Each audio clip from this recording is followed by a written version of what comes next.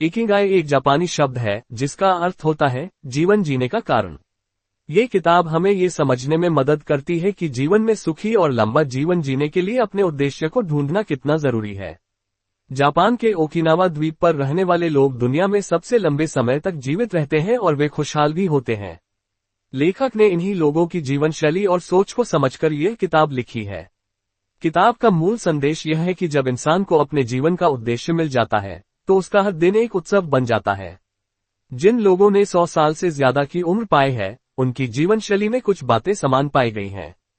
जैसे कि वे लोग हर दिन सक्रिय रहते हैं, सादा और संतुलित भोजन करते हैं, मजबूत सामाजिक रिश्ते रखते हैं और सबसे महत्वपूर्ण बात, उनके पास जीने का एक मकसद होता है। यह मकसद ही उनका इकिगाई होता है। वे सुबह उठकर किसी काम के लिए प्रेरित रहते हैं। वे बिना थके, उम्रदराज होने के बाद भी किसी न किसी रचनात्मक कार्य में लगे रहते हैं। चाहे वह बागवानी हो, खाना बनाना हो, हाथ से कुछ बनाना हो या दूसरों की मदद करना हो, उनका हर कार्य उनके इकिगाई से जुड़ा होता है। किताब हमें ये सिखाती है कि सिर्फ पैसे कमाना या करियर बनाना ही जिंदगी का लक्ष्य नहीं होना चाहिए। जरूरी यह है कि हम वो करें जिसे करने में हमें खुशी मिलती है, जिसमें हम अच्छे हैं, जिसकी दुनिया को जरूरत है और जिससे हमें कुछ आर्थिक लाभ भी हो। इन चारों चीजों का मिलन ही इकिगाई है। जब हम किसी ऐसे कार्य को करते हैं जो इन सभी शर्तों को पूरा करता है, तब हमें जीवन में गहराई और संतोष का अनुभव होता है। इकिगाई हमें ये भी सिखाता है कि हम छोटे छोटे पलों में भी खुशी ढूंढ सकते हैं। जैसे कि सुबह की चाय, किसी पुराने दोस्त से बात करना, कोई नई चीज सीखना, किसी को मुस्कुराहट देना, ये सभी छोटी चीजें भी हमारे जीवन में सकारात्मक ऊर्जा लाती हैं। किताब ये बताती है कि जो लोग रोजमर्रा के जीवन में भी प्रसन्नता ढूंढ लेते हैं, वे ज्यादा संतुष्ट रहते हैं। वे भूतकाल में पछतावे नहीं करते और न ही भविष्य की चिंता में घुलते हैं। उनका पूरा ध्यान वर्तमान पर होता है और यही जीवन जीने का असली तरीका है। लेखक ने जापान के ओकिनावा के गांवों में जाकर ये देखा कि वहां के लोग जिंदगी को कैसे जीते हैं। वे लोग सुबह जल्दी उठते हैं, योग या ध्यान करते हैं, सामूहिक गतिविधियों में हिस्सा लेते हैं, घर का काम खुद करते हैं और व्यस्त रहते हैं। वे कोई बहुत बड़ा काम नहीं करते, लेकिन जो भी करते हैं उसमें पूरी निष्ठा और प्रेम से करते हैं। उनके रिश्ते मजबूत होते हैं, वे अक्सर मिलते हैं, बात करते हैं, एक दूसरे की मदद करते हैं और समुदाय की भावना में जीते हैं। उनका खानपान भी बहुत सादा और संतुलित होता है। वे ज्यादा फल, सब्जियां और समुद्री भोजन खाते हैं और भोजन को कभी ज्यादा नहीं खाते, बल्कि हरा हाचीबुक के सिद्धांत का पालन करते हैं, जिसका मतलब है पेट भरने से पहले खाना रोक देना। इकिगाई ये भी सिखाता है कि काम से रिटायर होना जरूरी नहीं। अगर आपका काम आपको खुशी देता है तो आप उसे उम्र भर करते रह सकते हैं। ओकिनावा के बहुत से लोग 90 साल की उम्र में भी बागवानी करते हैं, लकड़ी तराशते हैं, संगीत बजाते हैं या शिक्षण में लगे रहते हैं। उनके लिए काम एक बोझ नहीं बल्कि आनंद है। वे काम से थकते नहीं क्योंकि वे वही करते हैं जो उन्हें अच्छा लगता है। इसका अर्थ यह नहीं कि आप रोज 12 घंटे काम करें, बल्कि इसका अर्थ है कि आप कोई ऐसा कार्य करें जिसमें आपको अपने अस्तित्व का अनुभव हो, जिससे आपको खुशी मिले और जिसे आप उम्र भर कर सको। किताब हमें ये भी बताती है कि तनाव और चिंता से बचना दीर्घायु और सुखी जीवन के लिए जरूरी है। जो लोग अपने जीवन को लेकर संतुष्ट होते हैं, उनके मन में कम तनाव होता है। वे कठिन परिस्थितियों में भी शांत रहना जानते हैं और जीवन को सहजता से लेते हैं। उनका मन सकारात्मक रहता है और वे हर परिस्थिति में कुछ न कुछ अच्छा देखने की कोशिश करते हैं।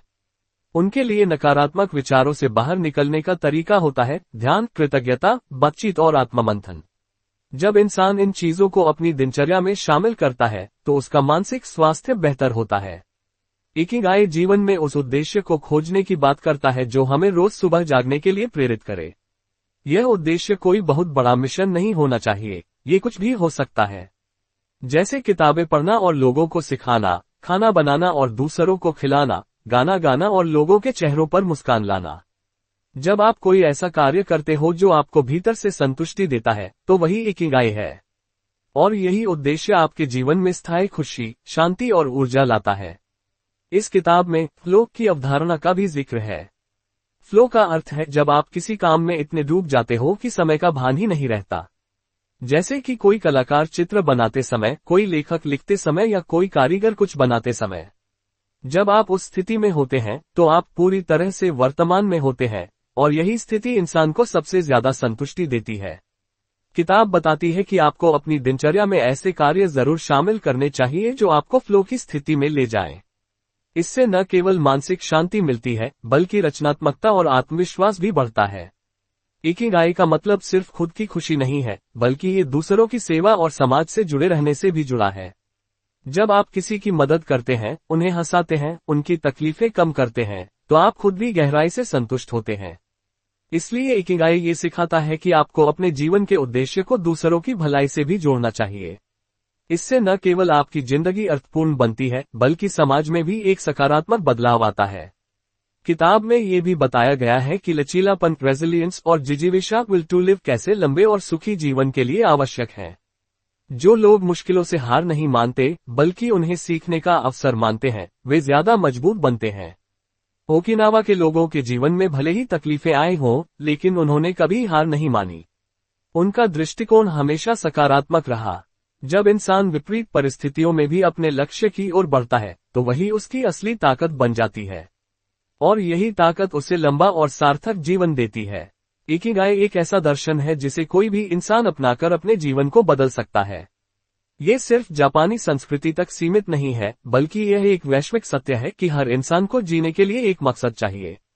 चाहे आप किसी भी देश, धर्म, उम्र या पृष्ठभूमि से हो, अगर आप अपने जीवन में कुछ ऐसा करते हैं जो आपके दिल को सुकून देता है, जिसमें आपकी क्षमताएं जुड़ी हैं, जिससे दूसरों को भी लाभ होता है और जिससे आप आत्मनिर्भर बनते हैं, तो वही आपका इकिगाई है। लेखक ने इस किताब में वैज्ञानिक शोध, व्यक्तिगत साक्षात्कार और गहरी समझ के जरिए ये स्पष्ट किया है कि एक लंबा, खुशहाल और अर्थपूर्ण जीवन संभव है। बस आपको अपने इकिगाई को खोजना है और उसके साथ जीना है। ये खोज एक दिन में नहीं होती, लेकिन अगर आप हर दिन खुद से यह सवाल पूछें, मैं क्या ऐसा करूं जिससे मुझे सच्ची खुशी मिले, तो आप धीरे धीरे अपने इकिगाई के करीब पहुंच सकते हैं। अंत में किताब हमें यही संदेश देती है कि जीवन को जियो, न कि सिर्फ बिताओ।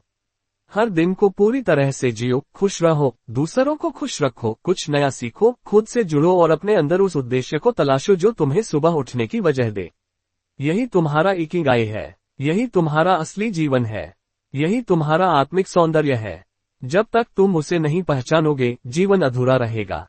लेकिन जब एक बार तुम उसे पाल लोगे, तब हर दिन एक उत्सव बन जाएगा। यही इकिगाई का जादू है।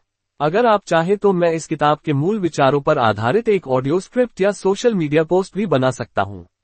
इकिगाई का असली सौंदर्य इस बात में है कि यह हमें हमारे अंदर झांकने को प्रेरित करता है। आज की दुनिया में जहां लोग पैसे, शोहरत और उपलब्धियों की दौड़ में लगे हुए हैं, वहां इकिगाई हमें ठहर कर सोचने को कहता है, क्या मैं वही कर रहा हूं जो मुझे अंदर से खुशी देता है। अक्सर हम समाज के बनाए रास्तों पर चलते हुए खुद को खो देते हैं। हम डिग्रियां लेते हैं, नौकरी करते हैं, परिवार चलाते हैं, लेकिन अंदर ही अंदर एक खालीपन महसूस करते हैं। इकिगाई हमें उस खालीपन को भरने का रास्ता दिखाता है। ये हमें सिखाता है कि जिंदगी सिर्फ जिम्मेदारियां निभाने का नाम नहीं है, बल्कि जीने का आनंद लेने का नाम है। बहुत से लोग सोचते हैं कि इकिगाई खोजना एक कठिन प्रक्रिया है, लेकिन सच यह है कि यह हमारे बहुत करीब होता है, बस हम उसे पहचान नहीं पाते। कभी कभी बचपन में जो चीजें हमें खुश करती थीं, वही हमारे इकिगाई की झलक होती हैं। जैसे कोई बच्चा जो हमेशा पेंटिंग करना पसंद करता है, वह बड़ा होकर एक शानदार कलाकार बन सकता है। लेकिन जब हम बड़े होते हैं, तो समाज की अपेक्षाएं, परिवार का दबाव और पैसे की चिंता हमें अपने असली जुनून से दूर कर देती है। इकिगाई हमें अपने दिल की आवाज सुनने की हिम्मत देता है। लेखक ये बताते हैं कि इकिगाई सिर्फ किसी बड़े मिशन या काम से नहीं जुड़ा होता, बल्कि यह रोजमर्रा की छोटी चीजों में भी छिपा हो सकता है। जैसे अगर कोई व्यक्ति हर सुबह पौधों को पानी देना पसंद करता है और उसे उसमें खुशी मिलती है, तो वह भी उसका इकिगाई हो सकता है। इसी तरह अगर कोई बुजुर्ग व्यक्ति बच्चों को कहानियां सुनाकर आनंद महसूस करता है, तो वही उसका इकिगाई है। इसका मतलब है आपको कोई ऐसा काम ढूंढना है जिसमें आप खुद को भूल जाएं, समय का अंदाजा न रहे और काम खुद आपको सुकून दे। किताब हमें ये भी बताती है कि इकिगाई से जुड़ने के लिए एक सादा जीवन जरूरी है। ओकिनावा के लोग ज्यादा भोग विलास में विश्वास नहीं करते। उनका जीवन सादा, संतुलित और प्रकृति के करीब होता है। वे ज्यादा चीजें नहीं खरीदते, न ही उन्हें जरूरत से ज्यादा सामान चाहिए होता है। उनके लिए असली संपत्ति है अच्छे रिश्ते, अच्छा स्वास्थ्य और एक सकारात्मक दृष्टिकोण। वे जानते हैं कि ज्यादा धन या चीजें खुशी नहीं देती, बल्कि सच्ची खुशी अंदर से आती है। ये समझ ही उन्हें स्थिरता और आंतरिक शांति देती है। इकिगाई का एक और महत्वपूर्ण पहलू है निरंतर प्रगति। चाहे आप कितने भी अच्छे क्यों ना हो, इकिगाई आपको सीखते रहने के लिए प्रेरित करता है। इसका मतलब है कि अगर आपको कोई काम पसंद है तो आप उसमें लगातार बेहतर बनने की कोशिश करें। सीखना कभी रुकना नहीं चाहिए। यह जिंदगी को अर्थपूर्ण बनाता है।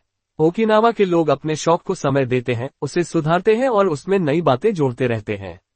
इससे उनका मन व्यस्त और सक्रिय रहता है, जिससे उनकी उम्र भी लंबी होती है। किताब में इस बात पर भी जोर दिया गया है कि हमें अपने शरीर का ध्यान रखना चाहिए। अच्छा स्वास्थ्य ही इकिगाई की नींव है। अगर आपका शरीर स्वस्थ नहीं है तो आप अपने जीवन के उद्देश्य को भी पूरी तरह नहीं जी सकते। इसलिए ओकिनावा के लोग रोजाना हल्की एक्सरसाइज करते हैं, जैसे चलना, बागवानी या ताई ची। वे ध्यान और गहरी सांसों के अभ्यास से अपने मन को शांत रखते हैं। उनका आहार पौष्टिक होता है, वे ज्यादा नहीं खाते और हर भोजन के साथ आभार व्यक्त करते हैं। ये सब उनकी जीवन शैली का हिस्सा है, न कि कोई बोझ। एक और चीज जो इकिगाई को मजबूत बनाती है वह है मोई नाम की सामाजिक व्यवस्था। ओकिनावा के लोग छोटे समूहों में बंधे रहते हैं, जिनका मकसद होता है एक दूसरे की मदद करना और साथ मिलकर समय बिताना। इस व्यवस्था में लोग अकेलापन महसूस नहीं करते। जब इंसान सामाजिक रूप से जुड़ा होता है तो उसका मानसिक स्वास्थ्य बेहतर होता है। किताब ये बताती है कि हमें भी अपने जीवन में ऐसे मित्रों और परिवार के लोगों को शामिल करना चाहिए जिनसे हम खुलकर बात कर सकें और जो हमें प्रोत्साहित करें। इकिगाई की खोज करते समय ये समझना जरूरी है कि रास्ता आसान नहीं होगा। कभी कभी आप भ्रम में पड़ सकते हैं, कई काम करके देखेंगे, असफलता मिलेगी, पर यही प्रक्रिया आपको आपके असली उद्देश्य के करीब ले जाती है। ये यात्रा धैर्य, आत्मनिरीक्षण और साहस की मांग करती है। लेकिन जब आप अपने इकिगाई को पहचान लेते हैं तो आपकी जिंदगी में एक स्थायित्व आ जाता है। फिर आप हर सुबह नई ऊर्जा के साथ उठते हैं और रात को संतोष के साथ सोते हैं। जीवन के उतार चढ़ाव भी आपको विचलित नहीं करते, क्योंकि अब आप जानते हैं कि आप किस लिए जी रहे हैं। कई बार लोग सोचते हैं कि अगर उनके पास कोई विशेष प्रतिभा नहीं है तो उनका इकिगाई नहीं हो सकता। लेकिन इकिगाई यह नहीं कहता कि आपको कोई बहुत बड़ा टैलेंट होना चाहिए। इकिगाई कहता है कि जो भी काम आप दिल से करते हैं, पूरी निष्ठा से करते हैं और जिससे किसी की मदद होती है, वही आपके जीवन का उद्देश्य हो सकता है। जैसे किसी को खाना बनाना पसंद है तो वह एक शेफ बनकर लोगों को स्वाद और पोषण दे सकता है। किसी को दूसरों की बातें सुनना पसंद है तो वह काउंसलर बन सकता है। उद्देश्य वही नहीं होता जो दुनिया दिखाती है, उद्देश्य वो होता है जो आपकी आत्मा को शांति देता है।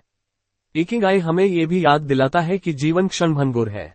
हम नहीं जानते कि हमारा अगला दिन कैसा होगा या हम कितने दिन और जीवित रहेंगे। इसलिए यह जरूरी है कि हम हर दिन को पूरी तरह जिए, हर पल को महसूस करें और हर काम को पूर्णता के साथ करें। ओकिनावा के लोग हर दिन को उपहार मानते हैं, वे उसे अनमोल समझते हैं। जब हम इसी दृष्टिकोण से जीने लगते हैं तो जीवन एक साधारण दिनचर्या नहीं बल्कि एक सुंदर यात्रा बन जाता है। इसलिए इकिगाई सिर्फ एक किताब नहीं बल्कि एक जीवन दर्शन है। ये हमें हमारे जीवन के गहरे सवालों का उत्तर खोजने में मदद करता है। मैं कौन हूँ, मैं यहाँ क्यों हूँ, मैं किस लिए जी रहा हूँ। जब इन सवालों के उत्तर मिल जाते हैं तो जीवन आसान, शांत और सुंदर हो जाता है। फिर न तो असफलता डराती है, न ही अकेलापन तोड़ता है, क्योंकि तब आपके पास एक ऐसी वजह होती है जो आपको हर परिस्थिति में संबल देती है। अगर आप अभी तक अपने इकिगाई से नहीं जुड़े हैं तो घबराए नहीं। ये खोज धीरे धीरे होती है। आप रोज खुद से यह सवाल पूछें, आज मैं ऐसा क्या कर सकता हूं जो मुझे भीतर से खुशी दे। और एक दिन जब आप लीस्ट एक्सपेक्टेड करेंगे तब आपको आपका इकिगाई मिल जाएगा और वो दिन आपकी जिंदगी को हमेशा के लिए बदल देगा। यही है इकिगाई का जादू, एक साधारण लेकिन गहरा जीवन दर्शन जो हर इंसान के जीवन को नया अर्थ दे सकता है।